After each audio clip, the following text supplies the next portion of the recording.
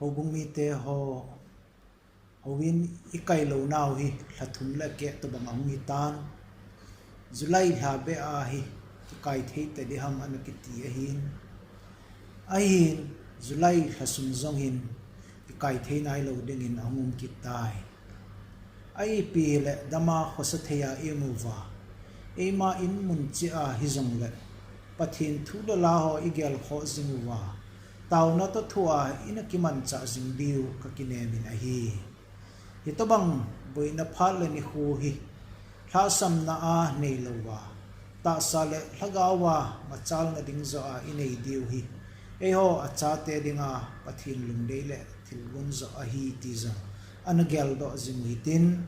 hlada lo helin anakimang cha jing hi tin chule August ha be a ki pat howin ikai khon theina diu rin zong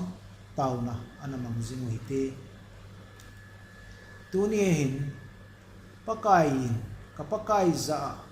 na mel mate na keng chot pha a kanei sa masang sin ka zit lama to zin ati sit at my right hand until I make your enemies your footstool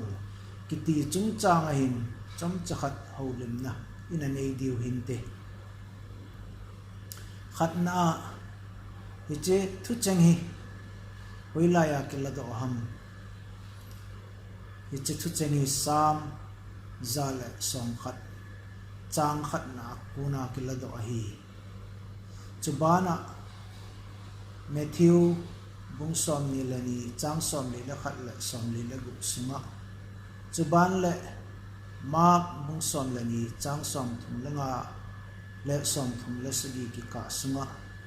chubana luk bung som ni chang som li le som li le li ki ka chubana x bung ni chang som thum la li som thum la gu chubana Hebrew bung khat chang som le thum hi chu ho azong akimun ahi ani na hi che thui koi thu dol ki se ham kon ase ham hi che thui x bung ni chang som thum la li le som thum la gu sum chu ivet le iti na ki se nei David chu wana akal poi ahi wangin amata in hiti hin asije pakai chun ka pakai za ka hut zi lama to zini keiman na mel ma ho na keng chot pha ka nei sa masang sin ati hize chun Israel in sung ni zo sin kichen ta in heu het chu Jesu nangon thingpe la na het be u chu pa pathinin pakai le Krista a atun ahi ati ichi thu chang hi sama David in gau thu a anasei do ahin pakain ka pakai za ati chu pakai pathinin pakai Jesu za ati nahi ichi thu hi exahin pakai pathinin pakai Jesu Messiah Krista koma asei ahi ti chu kichin ta in akimu nahi ahin ichi sama David in asehi context chung zep anti langa ki sei son zong la tunin hi che thu chang hi nam hi che thu chang na mel mate na keng chot pha ka nei sa masang sin ka zet lama tawin kiti hi chang bo hi ana sei wi te athum na koi koma koi aseham kon aseham ti chu sei taw rin tun na mel mate na keng chat pha ka nei sa masang sin ka zet lama tawin kiti a hi na mel mate ati chu koyam anaviki te satanin John sit na ain poludin John sit na chun thina ain poludin ai izi chun satan John sit chule thina icheng thumi agal mi te namel mate ati chu hung hi pending a hi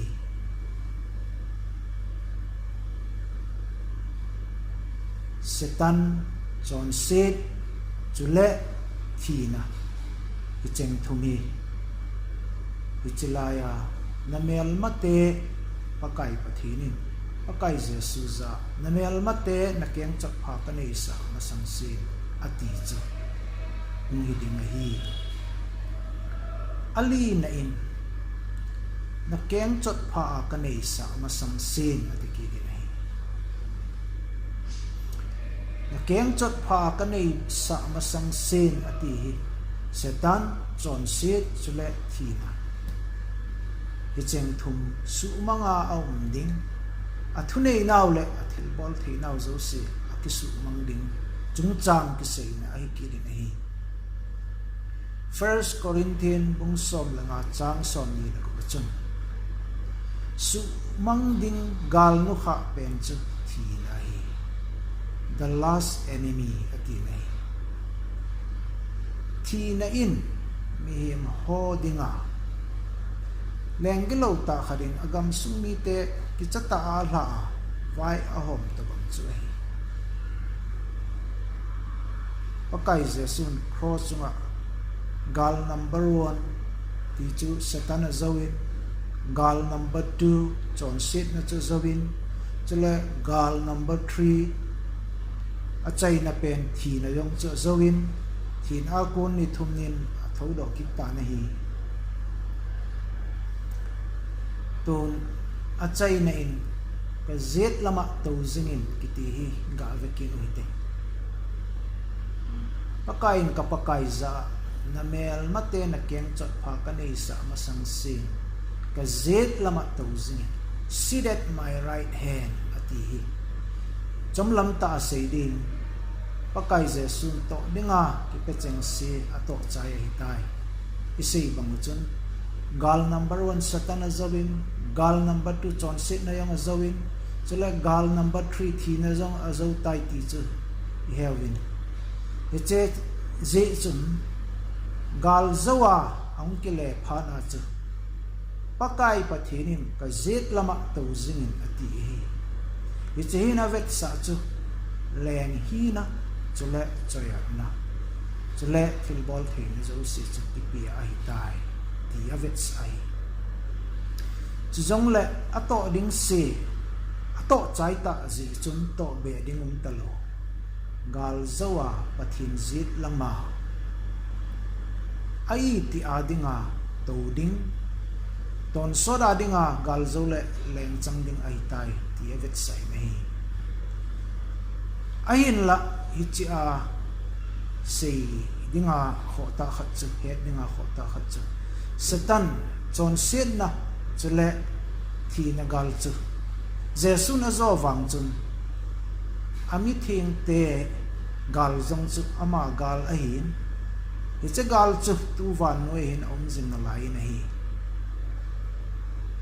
antichrist leisi lengte sahim him gaule kiti ho mei di la akile lu na hitobang ma chu gul pi te kiti le diabol kiti paza akihen na khawa kun akila to a mei di la akile lu na chule gal nu kha pen thi na hiti ho zo si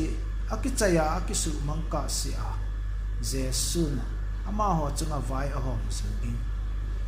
chuban zong la aton sot a vai a hom ding tin a ka zet lama to zingin ati hi ton it's a bible changa kun ep hediwa pha izil diu epp umang ti vewite khatnan pakai Jesun chapa to ding si chu atom chai tai hizi chun tu hin pazit lama to vinahi ani nan pakai Jesun chapa hin a to ding si ato chai to lonin thagau thiengin na an tong panin tun zong atong zingin ahi tu khang tu phadi thagau thieng khang zong akiti nei heading a pha zilding athum na chun Jesu to chan nei khom i hi rom bungate chang som le sagi chun chule chate I hiu le go lu ding zong I hiu vin pathin go lu ding chule Krista to lu khom ding I hiu ve ati na hi ji chun e ho zong pathin chate zo se pa zit lama thagawa Jesu to chan nei khom to khom I tau ve ali na he diwa pha chu hitia chu Krista to go lu khom I ta zi uv chun pa pathinin ka zit langa to zingin ati hi nang la ke e se nau zang hi a hi azi chu pakai Jesun e ho nang la ke to ding zo si ato chai hi tai isei ma bangun tu pha di agau thing khang agau thing na to phat ai to lona nang la ke hin hu a agau thingin na ato thei na ding le e man cha thei na diwa pakai pathin zit lama I to jing diu chu thil kho pe na hi pathinin ka zet langa tawin ka anga ki chol du ke nei ngan sin nang lunggelin chat lo hi in ke se ngain nagal mi te naki chat na lung kham na na sat na I cho zo se ka chunga se phlan ken na khan khu ding ka gel nai ati na to bang ai I chu nang la ke dinga pathin zit langa to jing hi nau chu hi chule lagau thingin in kowa na ato jing theya chule ga asu thei ding hi chutile anga na in rombung gate chang som ni le gate achu thil su zo se pathinin e ho ama ngai lu te phat na dinga asu khom sa ji e ati bang chu I ma zo se pathinin chapa Jesu dinga abo la hi ti hewe ibang ma chun lagau thingin zong ato zo si chu chapa Jesu dinga to hi tun ibang ma chu Jesu to chan vo nei khom te I ta ji u chun pa pathin le lagau thingin ato zo si chu nang la ke ding zong a hi ti hi heu tin sumil pu te achate ami te dinga pathin thilgun le na to ho aphat dan le agil dan hi mihim chi na le het na hul do zowang ai pui alo pie isi chun pakai pathin chu ho vu hitin biu hitin choyan jing huite tu le aton sod in amen